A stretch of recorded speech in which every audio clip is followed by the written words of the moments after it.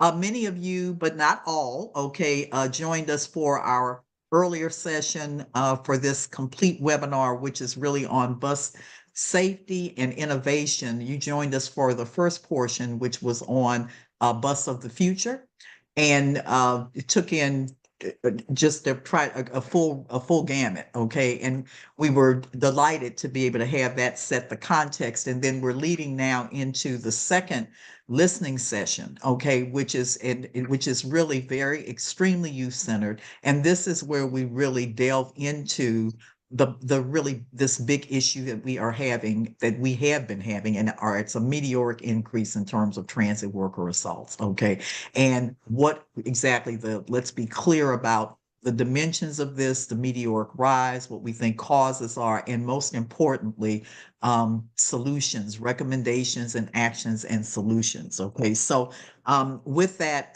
once again, I'm Bev Scott. For those of you I've not had the pleasure of meeting, founder of Introducing Youth to American Infrastructure. Every year, we wind up doing what we call a critical conversation series in our youth program, where we focus on an issue of industry-wide significance, which has major implications for community today and the future, and where it is imperative that we have a youth-centered perspective. And I'm delighted to take us on, Isaiah. I'm going to do this in 5 minutes because I don't want to hold up. Once again, to acknowledge we have so many people that help us with putting our program on every year, but I would be so remiss if I did not acknowledge the longstanding support by the American Public Transportation Association, Moneta Transportation Institute, the Allen Group out of the Bay Area, the Scott and Associates, and then we just have it, and then our local host organizers, and which we have 12 this year from all over the United States, and we're very pleased. Toronto Transit Commission in Canada are actually the participating members of of our program, and they make it all happen. We also have a long-standing set of many people who support the program, but I really want to draw attention to national advisors that we have. Of course, American Public Transportation Association. You'll hear from Paul Skatelis in a moment, but very key for us is the Amalgamated Transit Union. They are the largest transit union in North America, and I can't say enough about President Costa and just the support that he has consistently shown our program. And just, we've never asked, okay, for to help us with technical content, help us with whatever, where he's not been there. And we're just very pleased. And Andrew Falatica, that you're going to be hearing from, he's going to frame this one as well, this session as well, is a health and safety director for Amalgamated. Okay, then the 2025 local organizers. Here are the participants in our overall program for 2025, and we couldn't do the work without them. And I really want to highlight with APTA was is that this particular panel has APTA's emerging leaders, in which we're always thrilled, as well as AYA program alum, okay? And they're alum, and they're also participants or coordinators in their respective areas.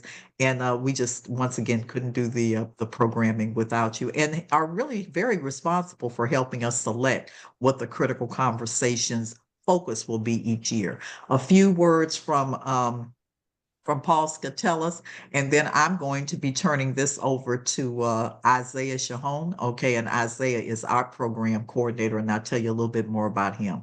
Okay, take it away to Paul, and then Hello, to I'm Paul Isaiah. Skatelis, President and CEO of the American Public Transportation Association, known as APTA. It has been our pleasure to be a longtime supporter of Introducing Youth to American Infrastructure, known as AYA. And we're proud to be the platinum sponsor for AYA's 2025 Sustainable Mobility Career Awareness and Innovation Challenge. This year, as AYA launched its 2025 Critical Conversations series, we're especially pleased to see the focus on transit worker safety, an urgent shared priority across our industry. We look forward to seeing how AYA's young leaders and community partners explore innovative approaches to this critical issue. Across the transportation sector, our greatest, most valuable asset is our people. And there is no greater challenge or opportunity than ensuring we're able to attract and retain a diverse, well-prepared, and motivated workforce that reflects the communities we serve. It is our pleasure to continue supporting AYA's efforts to inspire, empower, and connect the next generation of leaders, workforce professionals, and change makers in public transportation. And with those words from Paul, I also want to acknowledge U.S. Department of Transportation, as well as the Canadian government. And I think Andrew went through it very much this morning. The emphasis that they have increasingly placed on this critical issue of transit worker assaults and safety overall in terms of the public transportation systems. For the first time on the U.S. side, new directives that have required the submission of data and information in terms of what's happening in the system. And then, of course, they were some of the, on the USDOT, and they were some of the originals in terms of even starting this whole work of looking at bus of the future, which is a combination of safety first, as well as innovation and improvement of the overall passenger experience. And then as Andrew went in, and I'm sure he'll say a little bit more about that as he's talking about the framing of the issue, is the tremendous work in that area that is taking place in Canada. And once again, the criticality of partnerships, partnerships, partnerships. Okay. Now, I'm very pleased to now turn it over to Isaiah Shahan, who is the program manager for AYA's youth programming. And he started with us. He's he's in Chicago, and he started with us almost 5 years ago when he was when we were doing our programming in Chicago that year. And he's a University of Illinois graduate, okay, and in Chicago. And he always laughs and says, I started this thing and I signed up on the portal. That was the year that everything went virtual, okay, overnight. And Isaiah was there with us then, and we've been absolutely honored and fortunate to have him be able to remain with us. And that's kind of what happens in this program. We go deeper. So with that and with no ado, we would not be able to do the things that we do in this program without Isaiah. So I tip my hat to you and turn it to you. Thank you. I wish I had I'm trying to look for the closest cap. All right. See, I got a hat and I tip myself back to you. You know what I mean? Shout out Dr. Scott for sure. So before I go in depth into whatever I wanted to say, I'll give a quick overview as to what the session will look like. I'll say a little bit, but then we will go directly over to Mr. Andrew Filatico, who will essentially give a frame / scope of the transit worker assault situation. Because, you know, at this point, we've already said transit worker assaults like 4 to 5 times. But, you know, what does that really mean? What does that really look like on a grander scale? So that's why we have Mr. Filatico here. So thank you so much for that. After that, we will be directing our presentations over to Mr. Alexander House and then Ms. Deepika Gangwani afterwards. Following that, we'll be having a guided discussion with Deepika, Alexander, and Miss Natalie Kindred from Chicago. So, you know, also shout out to Chicago on a totally unrelated note. You know, every day transit workers across North America show up to do one of the most essential jobs in our society, which is, you know, keeping our communities moving. But far too often they deal with threats of verbal harassment or physical assault. You know, the assaults have been rising at an alarming rate. And, you know, I don't want to steal too much of Andrew's thunder because this is what he goes in depth into in a couple minutes after me. But I just like having done a little bit of my research myself, learning about this topic and seeing Andrew and other presenters go, I've quickly realized that it's not just a transit problem. It's a community problem. And because of that, it requires community solutions. You know what I mean? Because, you know, this is an issue that intersects with safety, public trust, labor rights, youth equity. When a bus operator is attacked, it doesn't just affect the actual operator, but all the riders inside of it. It shakes the confidence in the public system. And, you know, it deepens the sense that public spaces aren't safe for anyone. I can relate to that on a personal level. When Dr. Scott asked me to be the moderator for this session, I thought like, oh, okay, like, let's just get the token young person to lead a conversation about what youth's role needs to be in transit worker assaults. But then, you know, I went back a little bit to my past, and, you know, I've been on buses where I've seen bus operators be harassed. I've almost witnessed a bus operator be assaulted. I had to step in on that bus to stop any kind of conflicts from happening. I played that de-escalation role at a young age in my life. And at the time I didn't realize it, but um having been through scary, traumatizing encounters of that myself, I quickly realized that, um having these conversations are important because young people aren't just riders, we're community builders, we're innovators, storytellers, advocates. We have the power to essentially change transit culture, to challenge the norms, to call out that harm, and ultimately build solidarity between workers and riders. So, as we hear from Andrew, Alexander, Deepika, Natalie, who are on the front lines of safety, policy, and prevention, I invite all of the attendees to think about your role having left this webinar today.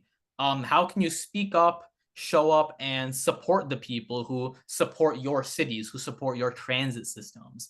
Because, for me personally, safety is not just about enforcement, it's about culture, right? And culture starts with us. So that's my mini mic drop moment. I will quickly introduce all of our speakers.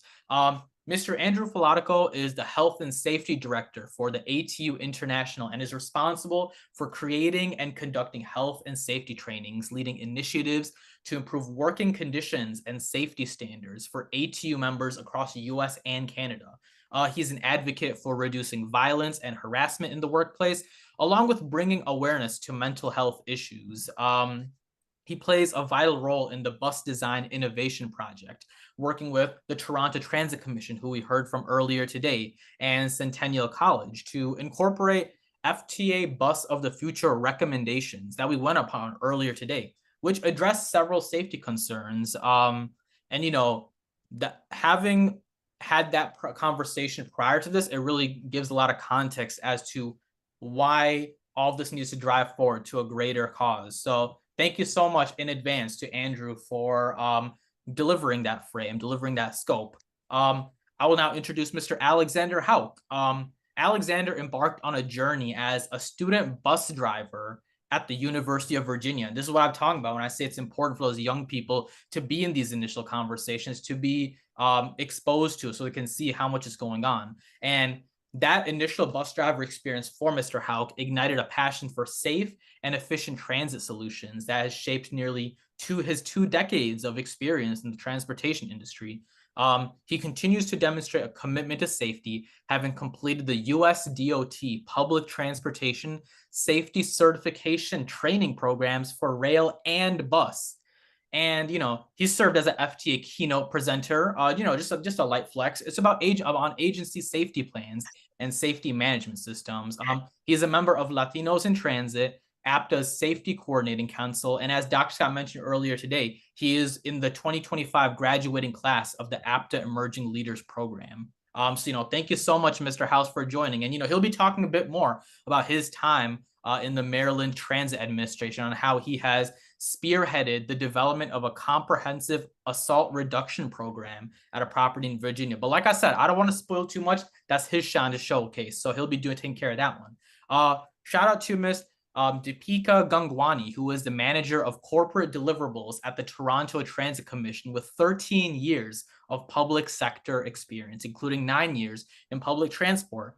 Also a graduate of the 2025 APTA Emerging Leaders, Deepika has held diverse roles at the TTC, starting from all the way from frontline customer service to administrative positions at data analyst and management roles. We heard earlier today how at AC Transit, you can start from a janitor to a management role. So we see that mobility happening in real time in this webinar with us. She serves as a vice chair of the APTA Operations Technical Forum Committee and participates in the WTS mentorship program. She's also a dedicated volunteer with the Toronto Police Auxiliary Constable and also sits on the Centennial College Alumni Association Board as director at large.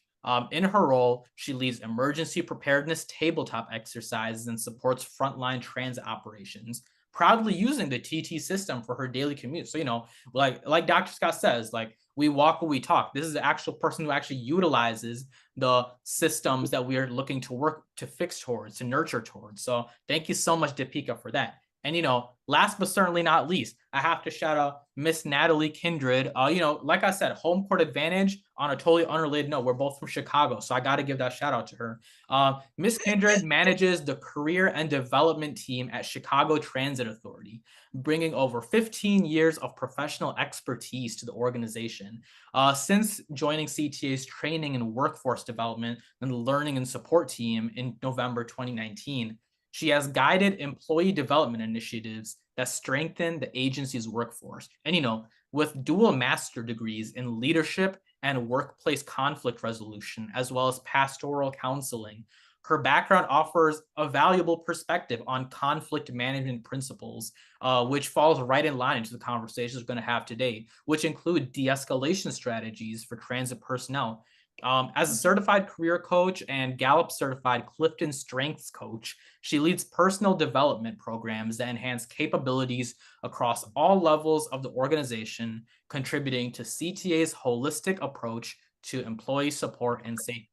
So I know I just said a lot of words right there, but it's all about laying down the scope, which is why I would like to perfectly hand it over now to Mr. Andrew Filatico, who does a way better job than me at laying down the scope of these transit worker assaults. So, you know what, Mr. Andrew, I will hand the floor over to you, and thank you so much in advance. And just let us know like what's going on here.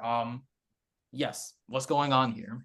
All right, thanks, Isaiah. And before I get started, I just want to shout out to you and Dr. Beverly once again for putting together a great process here to reach out to all the transit professionals. And I am honored to be part of a panel with Deepika, Natalie, and Alexander. And I look forward to what we can do to collaborate in our communication and bring in those questions. So I'm going to start this presentation. Just let me know if you do see it, please. Yep. And then Yes. slideshow button, it should be good. Oh, that's great. Okay.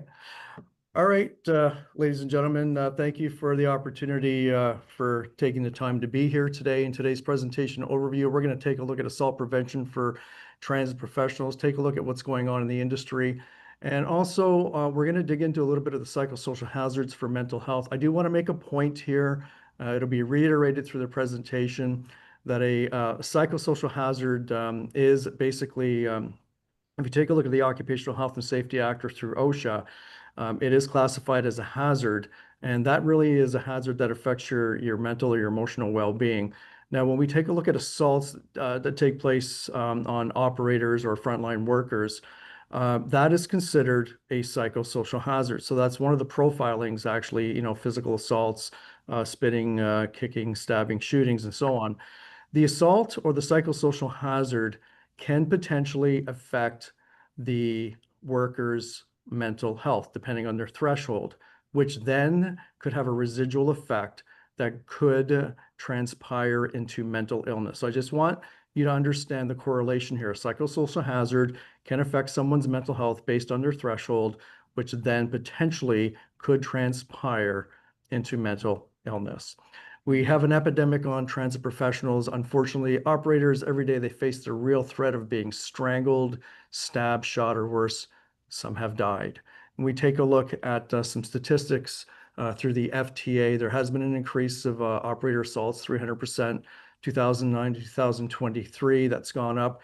And there's also been a lot of reports on the fact that that's been underreported. So we need to take that into consideration.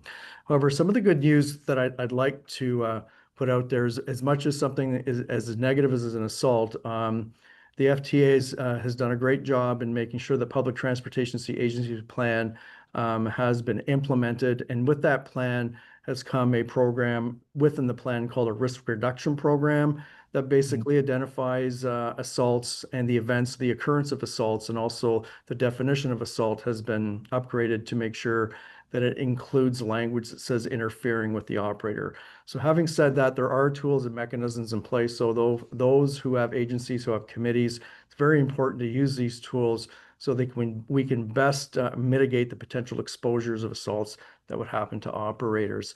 And just a little stat here in Canada, approximately there's 2,000 assaults on bus drivers every year. And unfortunately, in this clip here, a 16-year-old decided to pay the bus driver who didn't feel like paying their bus fare by stabbing them. This is the reality of what's going on in our society every day. We need to take a hard look at violence. It's not an agency problem, it's a societal problem. Workplace is not immune to the violence that that takes place within our society. We need to take a hard look at that. Workplace violence, physical and psychological, it has become a significant global problem. When we take a look at safety, it's a dynamic process, a process that involves behavior, environment, and equipment. So in order to have a continuous process of improvement for safety management systems, we need to take a look at what's changing, and we need to be part of that change. And that's why I'm a very strong advocate for having worker-centered joint health and safety committees or joint labor management committees at the table, so we can talk, make recommendations, and be part of the process. Now, look, in this presentation, I've inserted 2 videos. They might be a little on the disturbing side, but the reality is this is what our operators are facing every day.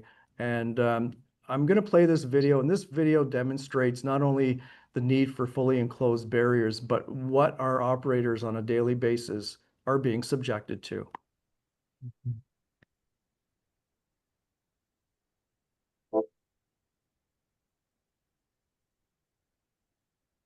Mm. Please keep in mind that this bus is still in motion and Yeah, it's the going to hit a building. Mhm.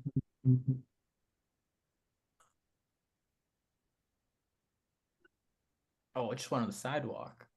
Ah. Unfortunately, these are real circumstances. They do happen, stabbings, shootings, killings, and the abuse goes on. Therefore, being here today to be able to talk to transit industry experts out there to realize that we can come together and actually make a change. As I'd mentioned before, PTASP is a great tool in Canada. We have our joint health and safety committees, and I think it's really important that we understand the purpose and the meaningfulness of actually having to come together and communicate to prevent operators from being assaulted. The next video is a video that took place in Winnipeg 6 months ago. It's a little disturbing. It's about a bus operator that has picked up a passenger who is suffering from mental anxiety. There's no one else on the bus other than this passenger and the bus driver. It's late at night, and I'm going to share this with you.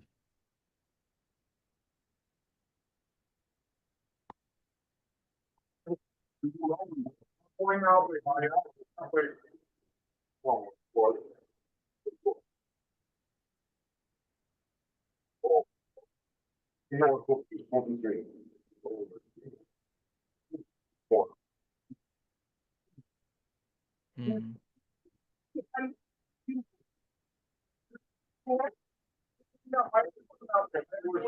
I'm going that way. I'm going.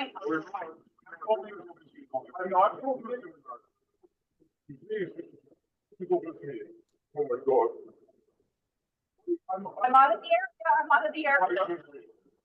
Sir, I'll just fix you. Why are you doing this to me, man? Why are you doing this to me? Don't do this. Oh my god. Don't do this to me. I'm not doing it. Oh my god.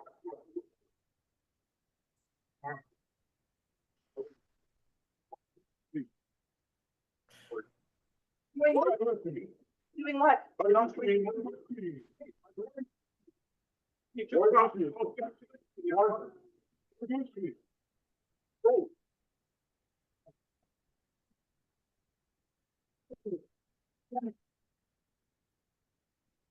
Mm. And this is from last October too.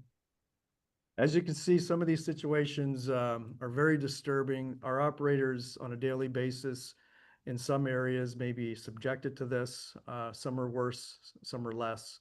But I think we need to take a hard look at what we can do coming together and having to change assaults and mitigating them, and particularly the potential exposures. This slide here demonstrates advancement through the mitigation process of assaults. A joint labor management committee was put together in the year of 2022 after a series of assaults took place in Toronto. They were on the rise. And this Joint Labor Management Committee has a 10-point action plan. I did mention this earlier in the previous presentation. And in this 10-point action plan, would they take a look at strong data that comes in on a regular basis based on occurrence events, everything that might potentially be an assault up to and including what is an assault. And their 10-point action plan looks at improving existing training for employees. Information, education is paramount. For those on the management side, administrative controls are very important so that we can get the proper training to get our workers in a safe position. They've developed internal and external communication campaigns that have gone abroad to the city as well, including community engagement programs, strengthening penalties for assaults and transit workers, implementing vehicle and facility improvements. We've looked at, this is where the Bus of the Future Bus Design Innovation Program comes in, supported by the 10-point action plan, having to have fully enclosed barriers, making sure our operators are protected. If you notice in the last two videos, those barriers weren't fully enclosed. And the investment to actually make those barriers fully enclosed and make sure they're not impeding sight lines. The reality is, if we take a look at the assaults that take place and the money that's being spent on insurance claims, WSIB, sick time, we need to take a hard look at that. Maybe we need to reinvest that money in proper engineering controls. Further looking at the 10-point action plan, increased frontline presence, support through transit network. That would include our special constables and our police departments. And I just want to let you know, this action plan involves Joint Health and Safety Committee workers as well as management teams. We're there to make sure that there's proper risk assessments. Now, I had mentioned earlier about the Public Transportation Agency plan, having a risk reduction program that identifies the occurrence of assaults and what you can do to measure that, to make sure we can make proper recommendations. In Canada, by law, as a requirement through the government, the employer must do a risk assessment every time there is an act of violence. That assessment then goes to the Joint Health and Safety Committee by law to assess, to then make a recommendation. And through that process, they can also look at the policy and the program to make sure it's tailored to the interest of the workers, to make sure that mitigation of potential exposures will be minimized. So when we take a look at the question is, how do we prevent? What can we do? I think it's very important. Joint labor management partnerships through Joint Health and Safety Committee and following a process and making sure it's followed so that we can have proper risk reduction is paramount. Earlier, I talked about psychosocial hazards in the workplace, and I had mentioned that under the Occupational Health and Safety Act and under OSHA, psychosocial hazard affects the emotional or mental well-being. And if there is an assault, then that potentially could affect the worker's mental health based on their personal threshold, which then could have a residual effect that could affect and move into mental illness. So just please keep that in mind. We take a look at psychosocial hazards as profiling them. That's fatigue and hours of long work, technological changes, stress and critical incident stress, bullying, including cyberbullying, workplace violence and abuse, trauma, and sexual harassment. All these are profiled under psychosocial hazards, mental and emotional well-being. When we take a look at some of the behaviors, threatening behaviors such as shaking fists, destroying property, throwing objects, verbal abuse, swearing, insults, condescending language, and of course, physical attacks, which we've witnessed today, hitting, shoving, pushing, kicking, spitting, and unfortunately, using weapons. A bit of a research that took place that I wanted to share with you with the International Transportation Worker Federations. Some of the risk factors that affected transit professionals with mental ill health. Number one was long hours, split shifts, inadequate rest breaks. They looked at bus design, the lack of protection from assaults, as we've witnessed today, a hostile work environment of harassment and lack of respect. I remember when I was a young boy growing up, and my mom took me on my first bus ride. I was 9 years old. And those doors opened. I looked up at the bus driver and my mom held my hand and she says, "You say good morning to the bus driver. You say thank you to him when you leave." Mhm. There was a position of respect back then. I think we need to recapture that somehow. Frontline workers do a great job They're subjected to a lot of different environmental problems right now with violence and harassment. We need to show a little empathy towards that. And number 4, there was a stigma over the discussion of mental health issues. Yep, that's right, a stigma over discussion of mental health issues that came up in this research. And if we take a look at a closer look at stigma, mental illness, it is a universal problem, and however the stigma associated, unfortunately, it prevents 2/3 of those who are experiencing mental illness from seeking help. So the reality is people don't want to talk about it if they're suffering from anxiety disorders or sleeping disorders. They've gone through a psychosocial hazard of trauma, and they have they're in a position where the negative attitudes towards mental illness and negative behaviors are stopping them from having to reach out and get that support that's necessary. And I think if we're really going to make a difference with mental health and mental illness, we need to be the ones in the front line to say, okay, we're the first ones to talk about it. We need to put our foot forward. We need to demonstrate the empathy towards that person going through that issue or concern. Reality is we're all human beings. We all had those dark moments, some greater, some not as great as others. But the reality is we need to be cognizant of that. And the other thing is there's a discrimination towards mental illness. I mean, if I was to talk to you about someone receiving cancer treatment, and I'm sure that discussion would be full of understanding and compassion and support, but how would that go with someone talks about mental illness saying, I can't get out of bed in the morning, I'm afraid to leave the door, and I'm afraid to be able to be functional. Those are hard conversations to have. So we need to start putting our foot forward and understand the fact that when assaults go up, the rise in mental illness potentially goes with that.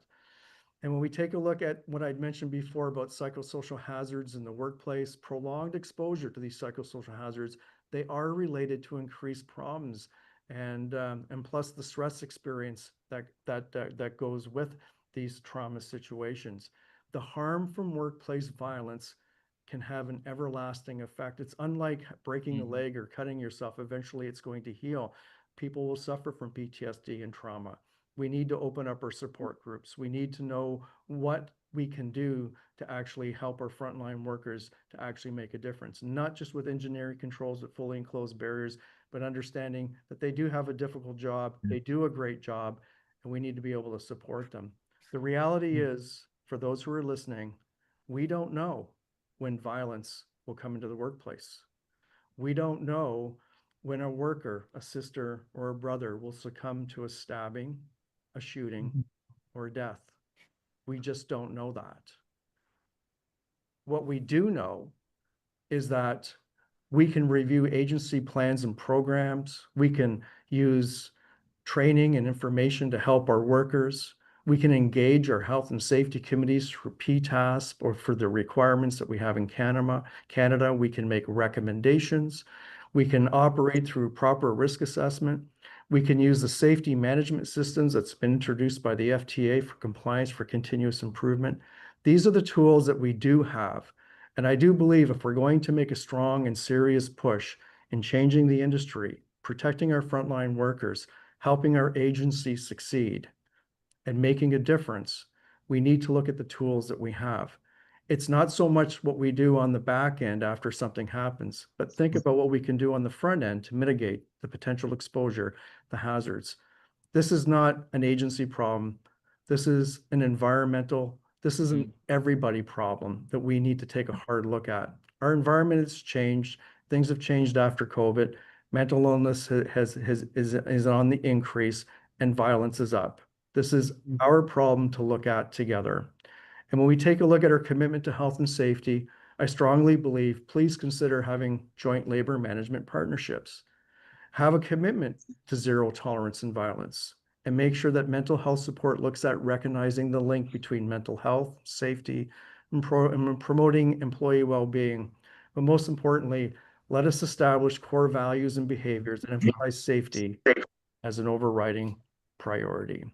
And lastly, I'd like to leave you with this, that the International Labor Organization, they came up with a great definition based on health and safety. And I believe this is a vision statement, and that health and safety is the promotion and the maintenance of the highest degree of physical, mental, social well-being, the prevention of ill health among workers caused by their working conditions. You, I, we, together, I think we can make a difference.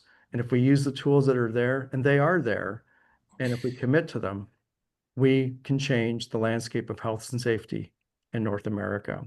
Having said that, I'm honored once again to present, to be part of a team that is making a difference. Thank you kindly. Thank you. Man. I don't even know what to say after that one, Andrew.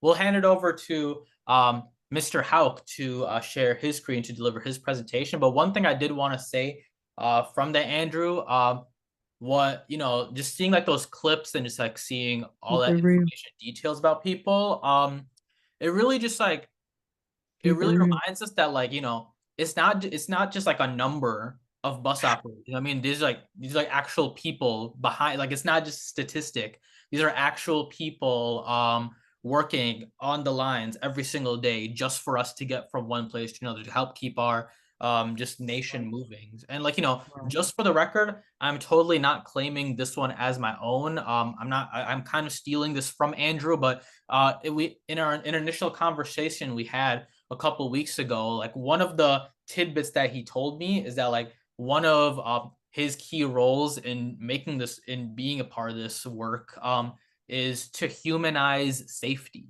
You know what I mean? Ever since he said that, like, I literally have it written in my phone notes. Yeah, I still got it. Like, this is about humanizing safety, and I think that's like the biggest takeaway from that kind of presentation, to realize that, you know, these aren't just statistics. There are people behind every single situation that's going on. So, you know, truly thank you so much for that one, Mr. Andrew. We will be going over to Mr. Hauk, who will be talking a bit more about, you know, the implementation of Maryland's new legislation mandating a rider code of conduct, him collaborating closely with the Maryland Transit's Youth Transit Council to shape this policy and to get input from the next generation of riders. But, you know, like I said, I don't want to steal your thunder, Alexander. I will now hand over the floor to you, and thank you so much in advance. Thank you, Isaiah, and thank you to Andrew for speaking from the union's perspective. And hopefully some of the things I touch on really speak to what he was asking for agencies to look at when we talk about building policy from the ground up. And I'm going to talk about my agency's response to transit worker assaults, and through that lens as not only the chair of our joint safety committee, so that labor management committee that Andrew spoke to, but also my role as the deputy chief safety officer for safety management system. Now, this is a problem, you know, that's clearly an industry problem. It's one that we have been tasked with looking at for a long time, even since before I joined MTA 3 years ago.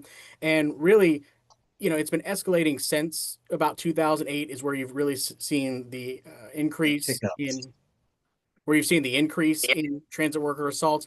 And then really you have this post-COVID just explosion of assaults. And that's where MTA really started to see it as well. From October of 2020 to October of 2021, unfortunately, 3 MTA transit operators were killed in the line of duty. 1 was a transit bus operator and 2 were paratransit or mobility operators.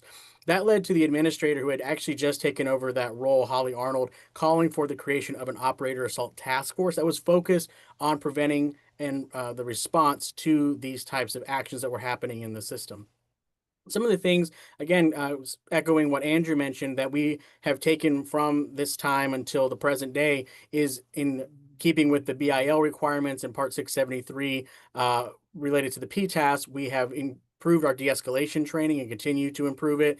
We now offer a comprehensive mental health first aid training that we started 2 years ago that is open to our entire agency. And we now have over 100 employees across 40 different departments who are trained in that particular training. We have our Joint Labor Management Safety Committee, or as we call it at the MTA, just the JSC, the Joint Safety Committee, 50-50 Committee of Labor and Management coming together to review agency risk and the processes of mitigating hazards, including transit worker assault. And that is part of our PTAS revision that we do as well, and goal setting and setting safety performance targets around that metric.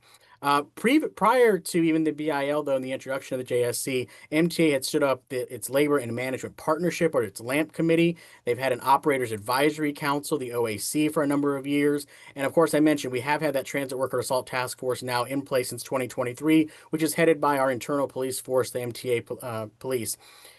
Recently, House Bill 1144 was passed and signed into law by Governor Wes Moore of Maryland, and we just launched our working group for that here on May 19th. And just to kind of touch on one of the visuals you see on the screen there, that is a screen grab of our transit worker assault dashboard. It's through Power BI, where we really collect data from these events and look into every aspect of it, from time of day, the mode, the route that was being driven, the assault type, based on our Maryland codes, whether there was a dispute over the fare, and then getting into some of the demographics between gender, age, time, length of service for the operator, et cetera. And of course, we started this prior to BIL authorization, so this does focus mostly on operators, and we are expanding it to all transit workers within our agency as well.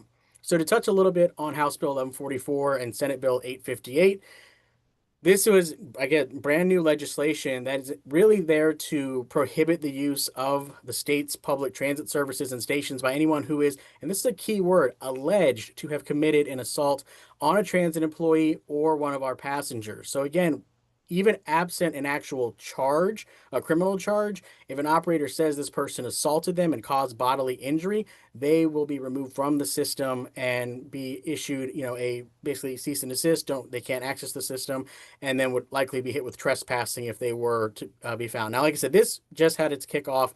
We have an October 1st deadline of implementing the full plan to be compliant with the legislation. And so we have a number of subcommittees who are working on different aspects of the program to make sure that everything is synthesized, reviewed, and that our multifaceted approach is really not only proactive, but that it takes into account things like justice for folks who are accused of this, and restoring their services if there is cause to. And I'll touch on that a little bit here in a few moments. It does require, though, it doesn't put the entire onus on the Maryland Transit Administration. We actually have to incorporate feedback from and work with our partners at WMATA in Washington, D.C. The Joint Safety Committee is called out in the legislation as being one of those cooperative committees that has to work through this.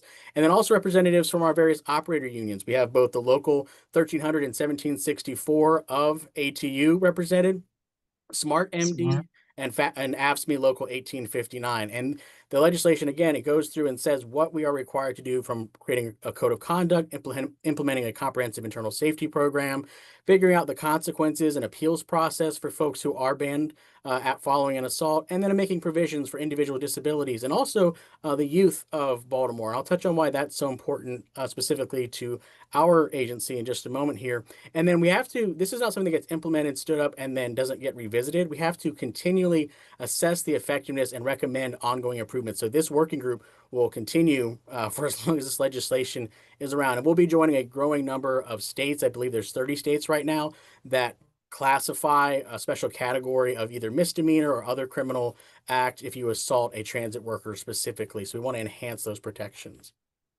So we did touch on the Youth Transit Council that MTA has. We started it 2 years ago, so it's in its second year. I did want to make a correction because I don't want to take credit for something. I don't work personally with them. We have fantastic staff who lead this effort, and so I want to make sure they get their kudos. But they did give me information to share on their behalf of what the YTC is doing in helping our rider code of conduct be written for this legislation. So it is so within Baltimore, MTA provides the majority of school transportation to our city's youth. We don't have yellow bus service as you would see in other municipalities. So that's really important when I touched on a potential ban for assaults, because it doesn't make any determination of age. So we want to make sure that we are taking that into account. We're being very thoughtful and deliberate in that process, because by taking away somebody's right to ride our system, we could in fact be affecting their ability to get to school and to their classes. One of the things that YTC covers that wasn't previously, that was a previous gap within the industry, is that a lot of times when an agency has a public comment process and surveys, those are generally geared to a much older audience, adults who have more time, a different take on things. Isaiah touched on it in terms of being youth and being a transit rider. They're the next generation, and they see a lot of things, and they can advocate for themselves and how they want the system to grow and better with them as they grow as well. So it is a volunteer advisory group. They meet on the last Saturday of every month, concurrent with the school year. So they do get a summer break. And every year we take in an application process, selecting 15 to 20 folks to be on this committee, and they do have an annual capstone project. And if you hadn't guessed, this year's is focusing on that Rider Code of Conduct. They will actually be making a presentation sometime in June or July to Administrator Arnold to go over their findings and recommendations as well. And then as we move here from the Youth Transit Council and what they're doing, I want to touch on, and I don't invoke the name of Freddie Gray lightly. Andrew showed us some of those videos, but I do want to talk about how do we balance the enforcement of this new rule and the idea of restorative justice. We have a city in Baltimore where there is a gap that exists between median household incomes across different demographics that is drastically larger than in other cities in this country, especially across Black, Latino, and Asian communities. And one of those things that we cannot solve on our own as a transit agency is this idea of social equity and justice. In 2016, in case you weren't aware, the NAACP actually passed a resolution declaring access to public transportation to be a basic civil right. And that is probably one reason among many that a lot of agencies and states and municipalities are shy about touching this issue. Because if you take away somebody's access to mobility and getting to school, to church, to their jobs, to medical facilities, you take away a big part of their ability to survive in these communities. And our governor actually said recently in a speech that I heard that physical mobility is economic mobility. We did touch a little bit previously on some of the federal level things that are being implemented. In, I believe it was September of 2024, the FTA issued Safety Advisory 24-1, which required all agencies who are subject to the PTAS regulation to conduct an agency review using their safety risk assessment process about transit worker assault. And besides using quantitative data, like I showed you from our Power BI dashboard that we have collected over the years, we also had to compare ourselves to a couple of other systems, and we have a legislative report as well that we are now producing every year where we do the same thing. For this particular SRA, safety risk assessment that we did, we also wanted to highlight what I'm touching on here is that we operate in a community. Our system reflects our city, and that's important because the issues we face around social inequity, social justice, mistrust of the government, that is not something we can solve on our own. And there is probably a very high correlation between the relationship of transit worker assault and income inequality and civil unrest. These are things that we experience in Baltimore. A transit worker who represents state government, a government employee, they're an easy access point to express that frustration with your government. They're also somebody who is just a captive audience for you to talk to and potentially, escalate a situation. So one of those things is, especially in Baltimore, where over 80% of our workforce is living there, they're born there. A lot of folks, they have grown up in the area, is that they can afford to live in those communities. And respect is this really important cultural touchstone where how they are perceived at work a lot of times follows them back home into their communities. And that is sometimes what drives some of these issues with escalation. So we just want to be, again, thoughtful. We want to be deliberate and take our time in creating the best policy that we can so that we ultimately have one that works not only for protecting our valuable transit heroes, but also making sure that we can restore the rights of anybody who is subject to this ban policy. And again, I'm just going to flash this real quick. If you want to reach out to me, got a couple of QR codes there. I am here, just like all my other colleagues, to provide resourcing and to further this discussion on stopping transit worker assaults. Thank you very much for your time today. Awesome. Thank you so much, Mr. Alexander, for that great presentation. And, as we prepare to let Deepika share her screen while we're waiting for her to get set up real quick. Just one point that I did want to mention from that presentation was like you talked before about the Youth Transit Council. Dr. Scott mentioned it earlier in the webinar prior to this, and even in this. Why are we doing all this? What's the point of these webinars? And at the end of the day, it's to engage the youth, to gauge the youth. And like I said earlier, what can youth do immediately after this webinar to make change in their community. So the fact that there are working councils like that in Baltimore, it gives like hope, you know. I mean, it puts us in good faith knowing that, you know, the many of our departments of transportation are listening to the youth. They want to listen to the youth, and they want to hear what insights we have to give. You know, also shout out to Baltimore. You know what I mean? You guys are doing a lot of special stuff. And again, like I said, that was a fantastic presentation. I was really happy to see that rider code of conduct developed, and just to see the restorative justice you guys are doing. So thank you so much for that. We will be now handing it over to Miss Deepika Gangwani. And, you know, she actually brings a dual perspective from her role in not only workforce safety, but her service as an auxiliary police constable with the Toronto Police Service, as I mentioned before. So, you know, her skills in emergency response, crowd management, you know, community engagement. She has like a unique perspective and insight on how to connect safety operations with inclusive outreach. That intersection is a very special perspective, and we're very honored to have you, Miss Deepika. By all means, the floor is yours. Thank you so much in advance. Oh, and then you're also on mute right now. Sorry about that. Perfect. Cool. Can you hear me now? Yes, you sound great. Thank you so much. Awesome. Thank you so much for having me this afternoon. And thank you for an amazing introduction. So in this next 15-20 minutes, I'll quickly walk you through some of the comprehensive efforts that we have taken over here at the TTC to enhance the public safety for not just for our workers, but more importantly for our riders as well, and then holistically create a safer environment. So some of the initiatives that I'm going to talk about, they are multifaceted. A lot of the strategies that we are doing, yes, they are for our workers, but ultimately they're also for our riders, because both have domino effects. So we just want to tie two together to see how we can create a safer environment. And also, all the strategies that we're proposing today, or that we're sharing, that we're doing at the TTC, it's just to give you a plethora of options. So we recommend agencies try out different things. Resourcing funding is one aspect of how we can improve rider safety, but there are other interventions that I'll be talking about, which agencies can pick and choose depending on the size, the shape, the rider dynamic, the operator dynamic that you might have. So let's get into the presentation. So I'll begin with some of the key measures that we have taken over here at the TTC to improve our operator safety. So something really fresh that has been happening since May of 2025. So it's just recent change.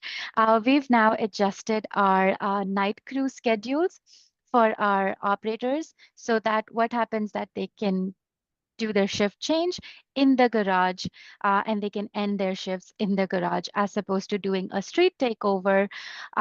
Predominantly, the city is perceived to be safe, but yes, there are instances of unsafe areas. So this eliminates that risk, and then operators have that added safety net that they are taking over their crews inside the garage with little bit more supervision and added layer of safety.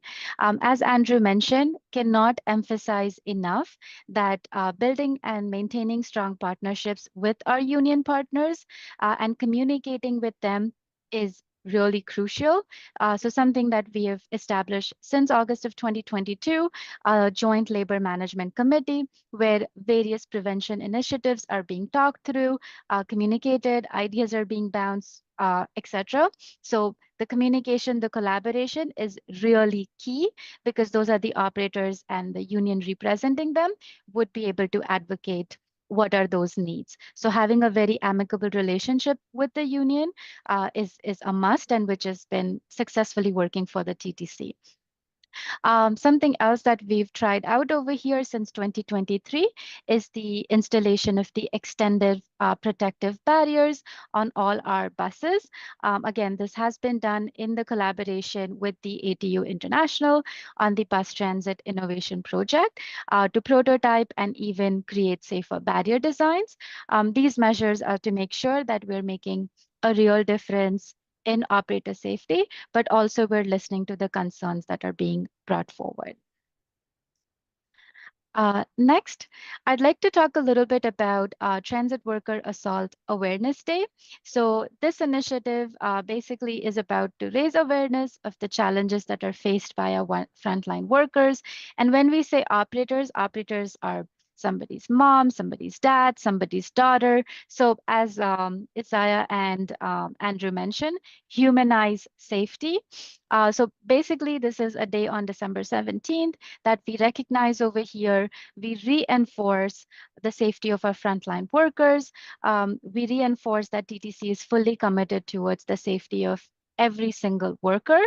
It is just a day, but throughout we try to emphasize and engage with our employees, our riders, our community especially, to highlight the importance of why it is important to create a safe transit environment. Also, there's social media campaigns that follow around. Throughout the system, we post pictures and posters, social media, and of course in our stations.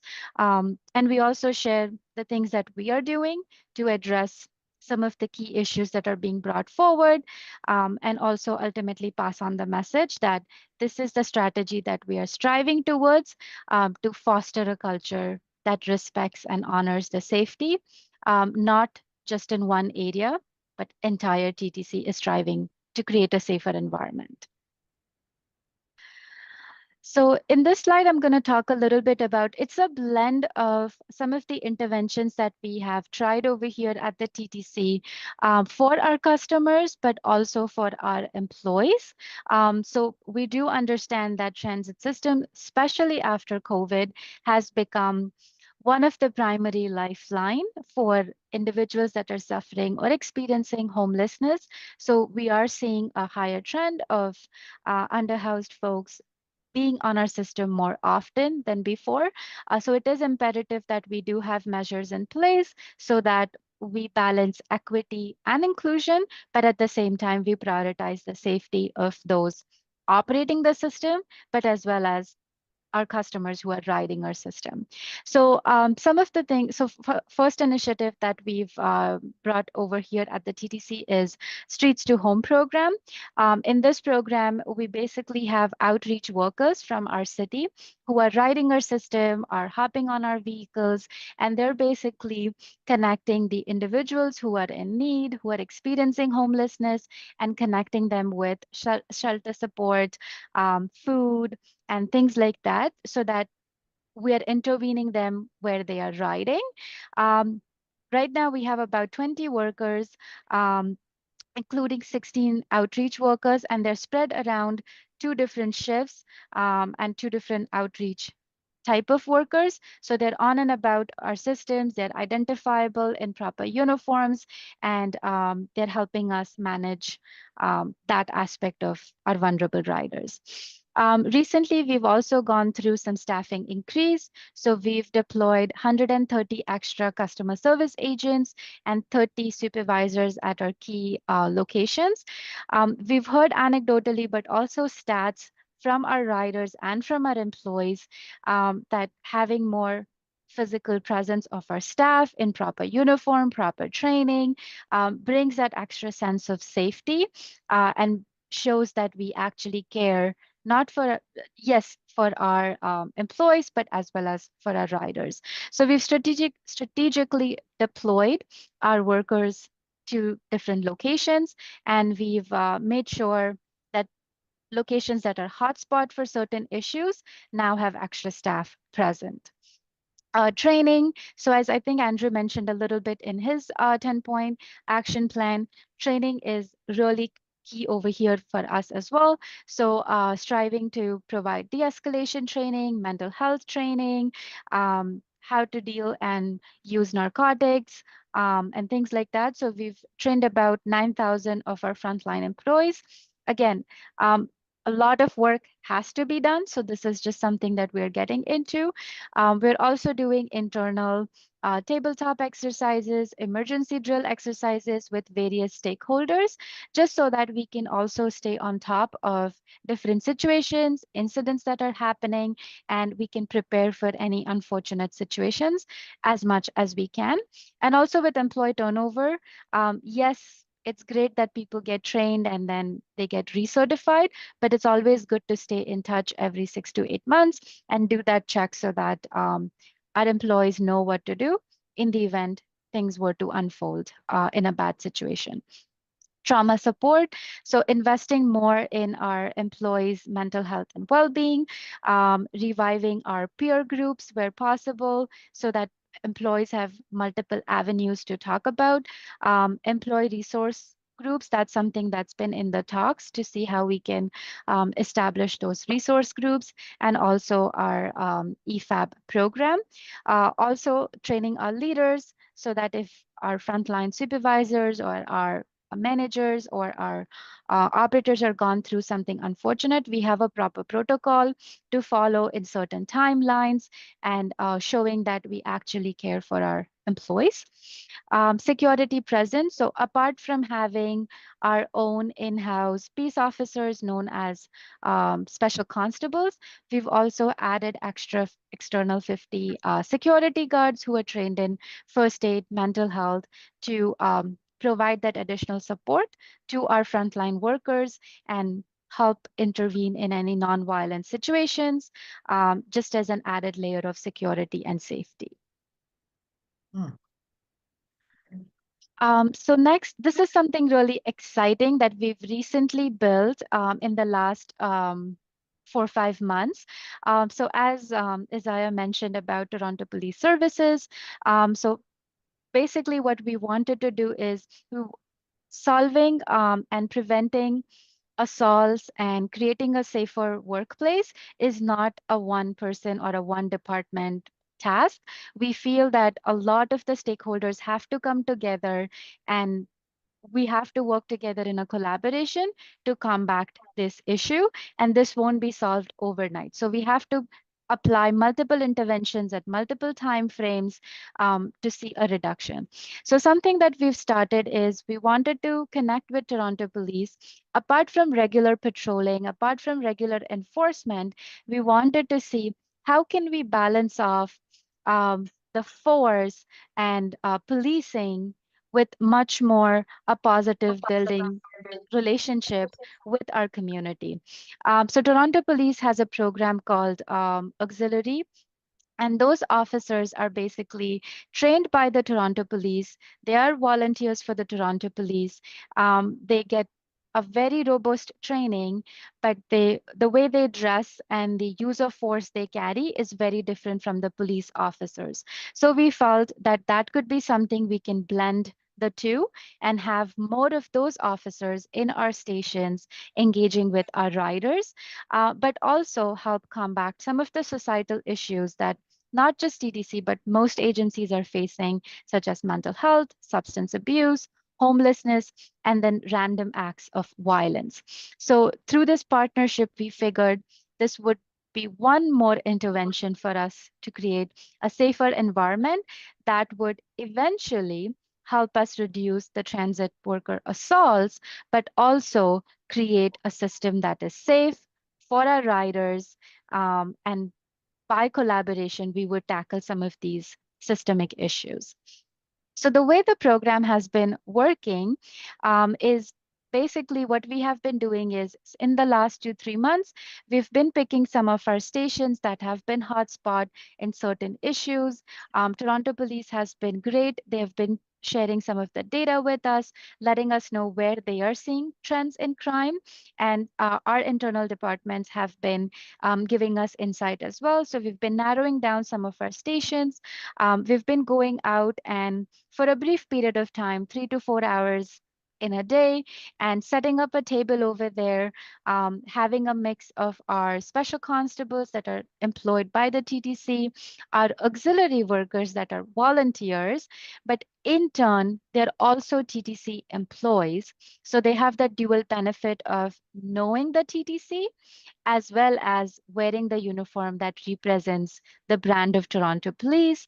Our regular police officers who are also attending these events, and our fare inspectors as well, and some civilian TTC employees. So we all come together, pick a station, and engage with our riders. And basically, we just talk to the riders when they're exiting the station or entering the station, and just ask them, how's your day going? How's your ride? What lines do you frequently travel? Are you aware of the Safe TTC app? Is there any feedback that we can take to make the system better?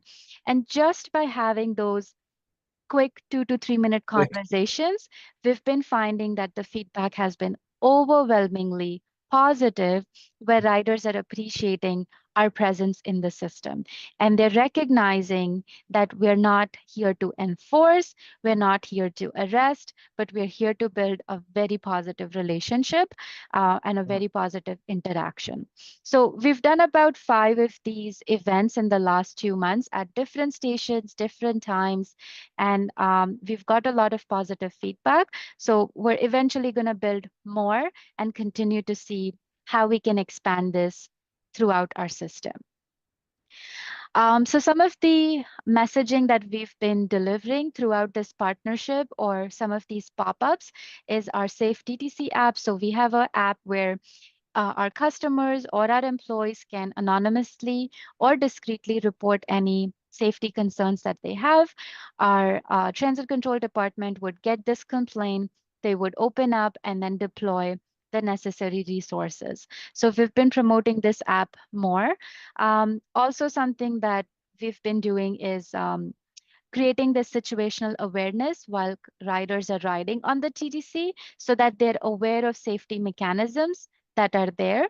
You may ask that a lot of my presentation is talking about riders, but ultimately if riders understand the rider etiquette, if riders understand what TTC values and why we're creating a safer environment, we feel that a lot of the aggressive behavior will eventually come down. So a lot of this is domino effect to teach riders how to ride safely, how to ride respectfully so that they can treat our workers with respect and safety. We're also teaching our passengers as they're passing by about some of the safety tips. Personally, if they're riding during the day, at nighttime, what resources are available to them. Property protection tips, meaning if they're riding in our system, what we would like them to look out for, and then also fraud, because fraud happens at any time, any day, any platform. So if our riders are aware of some of the safety features, they can in return be a little bit more mindful and support each other in creating that environment. So in some of the pictures, as you can see, our officers are engaging with our customers, explaining them about our safety features. And for the last 2 months that we've done this pop-ups, we've got really amazing feedback and the customers want us to do more of these. So as I touched upon a little bit, as you can see in some of these pictures, the auxiliary uniform looks slightly different than the officers. It has a patch right in front which says auxiliary. The uniform color is different. It's light and blue compared to officers that are black. So we're also raising that awareness that we're not enforcement. We're here to build positive partnership with you. And we give out a little bit of swag, pens, stickers to just attract them, but also pass on the message. And through this partnership, what we have learned is that our Toronto Police is learning a lot more about TTC. Yes, they are a police system. They generally know about TTC, but it's more of a reactive approach. If we have a bad incident, we call them, they show up. But through these partnerships, they are taking a moment and understanding some of the issues that we are facing.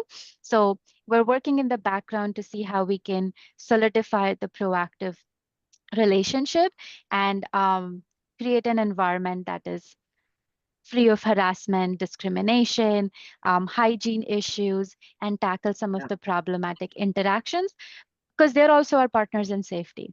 Challenges that we're facing in our subway systems, in our buses, they're also facing out in the streets, because those are the same folks causing trouble in the system, but on the street as well. So both the agencies want to help each other. And something else, so it's similar to what we've been doing with the Toronto Police Auxiliary. We've also started doing these events called Talk TTC, but this is mostly with the TTC leadership, TTC management. So basically, it's an engagement series where TTC executives, our frontline staff, they directly connect with the riders in our station. So this initiative is aimed around rebuilding the trust, addressing safety concerns, humanizing the side of the transit leadership, as Andrew mentioned, and also having open conversations with our riders saying, hey, apart from you filling out a form because you received a crappy service, we're out in the station. Talk to us. Let us know what's bothering you. We'll take your feedback, we'll document it, and we'll get back to you to see what we are doing.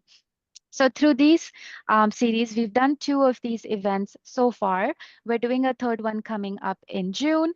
And what we found is riders are appreciating that our top level management is actually out in the field, taking the time to interact. As you can see in some of our pictures, our deputy CEO is out. Some of our heads of the department, they're out and talking to the customers. And customers are actually honoring and valuing the vulnerability and honesty through these engagement events. One other aspect that I'd like to touch as well. Yes, transit assaults are something very negative, but we also as transit have a duty to make sure that the transit that we provide, the space that we provide is clean, it's welcoming, it's appealing for people to travel from to and fro. If our transit system is already dirty looking, then we are telling customers and our workers, we don't care about you. It's okay to graffiti the station. It's okay to litter our stations because we also are not taking care of our stations. So we've changed that approach. The city has been really, really keen and is very enthusiastic. We have taken on a 6-station cleanliness pilot project. So in that pilot project, what we are doing is we're targeting certain locations that are accessible by our customers, that are frequently used, that are first impressions by our customers, such as washrooms, high traffic areas, entrances, certain doors. And we want to make sure that they go through rapid cleaning so that we can maintain and give a nice look to our station. Station renewal projects, so updating the lighting, not just for the look of the station, but in turn help us with safety security of our station as well. Decluttering our stations, installing art to make it a little bit more appealing and welcoming and humanizing the space for them. Escalator, elevator improvements. So yes, we have to follow the AODA requirements and make sure our stations are accessible and safe for our seniors and people with disabilities. But at the same time, we also want to make sure that anybody and everybody can ride our system with no barrier or least barrier. Station deep cleaning blitz. So we've in summertime, we have an amazing program with summer students. We onboard about 100 summer students. And with that extra help, we try to do blitz cleaning, target some graffiti, address vandalism in our system, and take care of some of the issues that are very recurrent, but due to staffing resources, we might not be. And summertime, lots of festivals happening, lots of events happening. There's a lot more people riding our system. So we want to make sure that we provide that extra layer of cleaning where possible. And to support this project, City has granted us a little bit of funding on a short-term basis, just to see how we do for 6 stations. And then if the partnership goes really well, then we can establish and expand that partnership. So about 15 million are being invested on capital and operating side to advance the look of our stations, to support the safety security, yes, for our workers, but at the same time for our riders as well. So apart from all these initiatives, you may ask, how are all these initiatives giving fruitful results? So over the last 2 years, since these interventions have been implemented, we can say confidently that we have been seeing a downward trend in our offenses. By no means I'm underestimating or saying that assaults don't happen. Even one is too many. But we are seeing some of the results come in play, and it is in a downward trend, which is good, but that doesn't mean we stop doing the work. There's still a lot more to do. Keep maintaining the partnerships, work with our peers, work with our community partners to maintain that trend and take it even lower. Also, continuing to hire our special constables. So TTC, unlike US agencies, we don't have our own in-house police force, but we do have our own in-house peace officers. They're called special constables. So we're continuing to hire more of those so that they can be out and about in our system, patrolling and providing that extra layer of support, not just for our riders, but also for our workers when they see special constables out and about in the system. And something else, supporting the criminal code amendments to make sure that when workers are assaulted, proper and appropriate penalties are applied so that we can take care of our workers that are being affected. So yeah, I just wanted to give a quick overview of the things that TTC is doing. Again, not everything that I've said here is the only thing that TTC is doing. There's a lot more, but this was just to share in a conversational way some of the measures that we've taken over here, and apply what applies to you based on your agency, your ridership, and your worker dynamic. And happy to continue this conversation beyond this call as well. Awesome. Thank you so much, Deepika. That was such an info-packed presentation. I'm literally gonna go back and watch the recording just so I could like read all those slides again.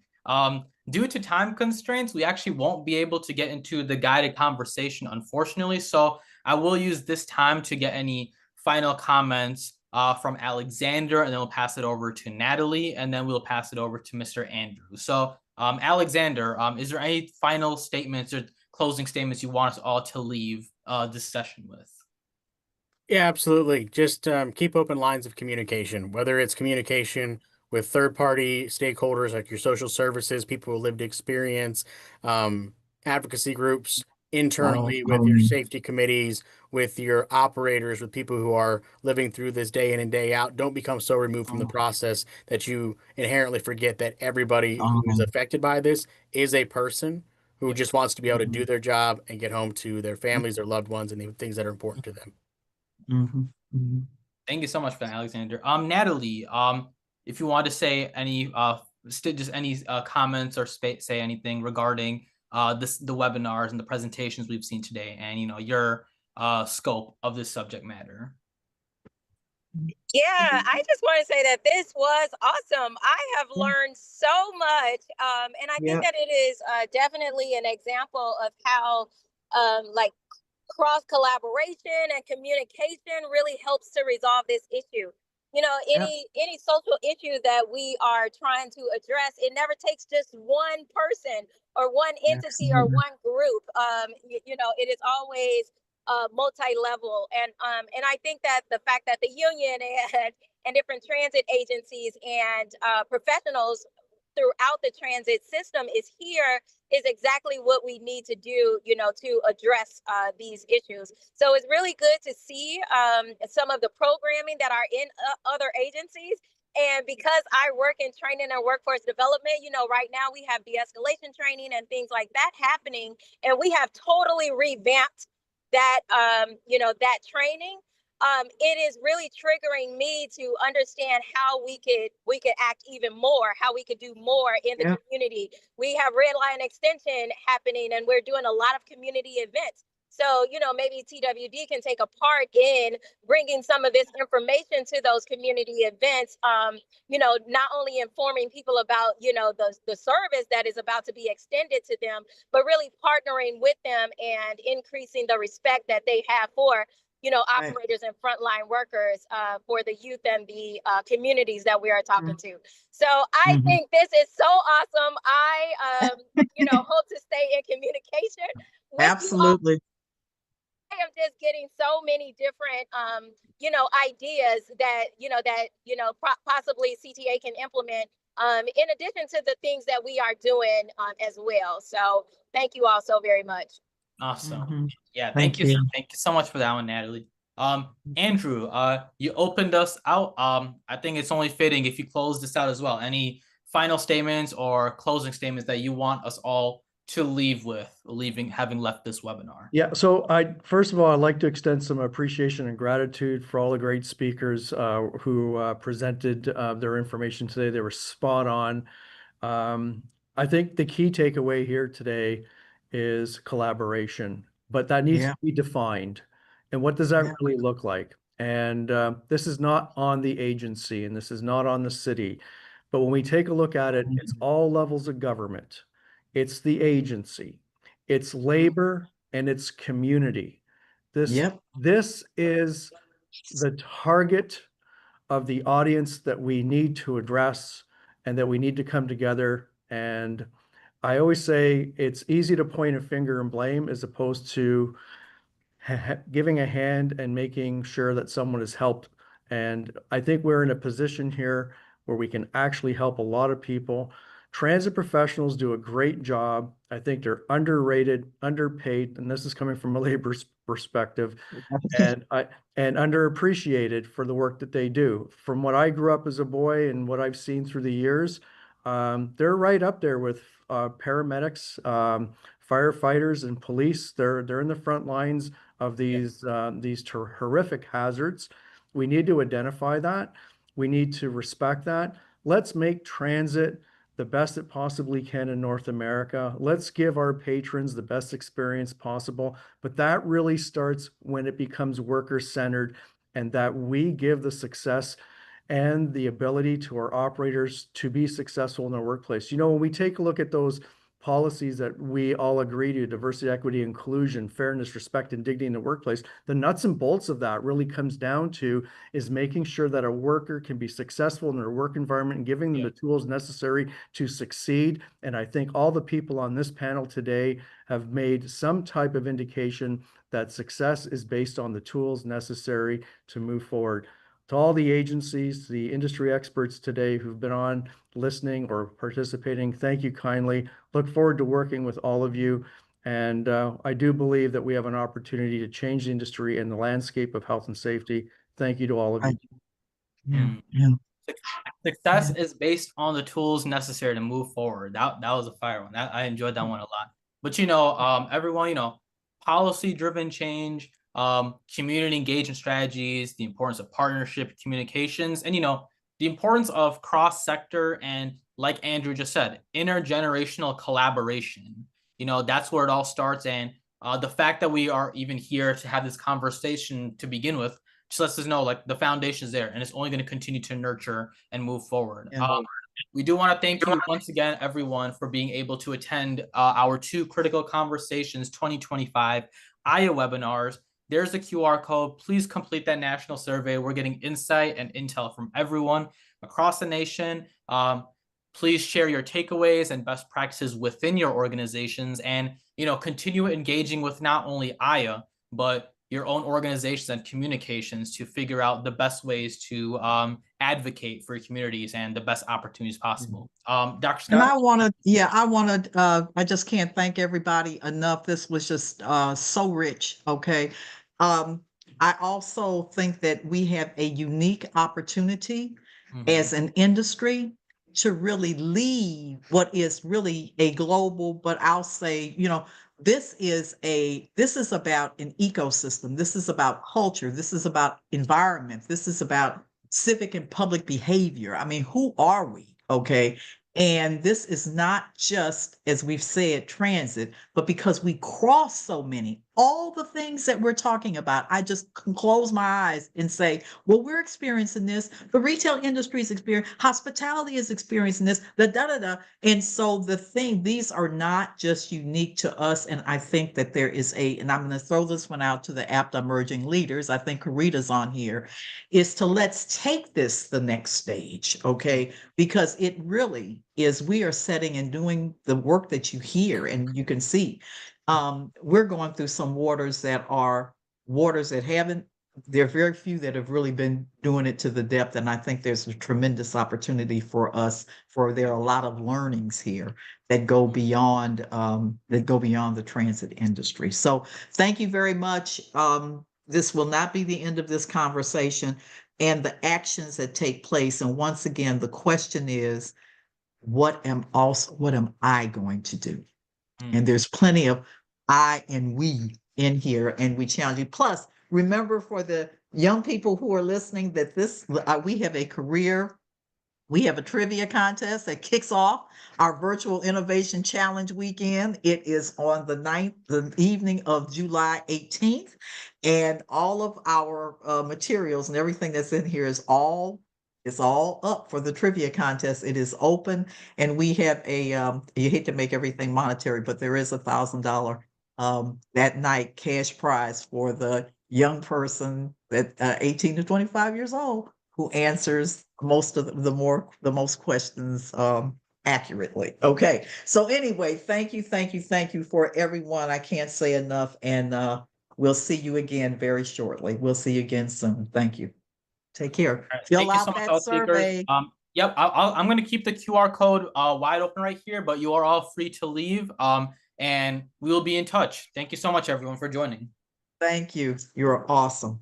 Take care. Thank you so much. This was awesome. Thank you. Take care. Thank you, Nellie. We love it. DP, Andrew. Oh my God, Alexander. We're so appreciative. Isaiah, you were awesome. Okay. Thank you. for Thank you having for me. joining us. As always. He's awesome. Take care, guys. Thank you so much. Appreciate All it. right. Take care. Bye-bye.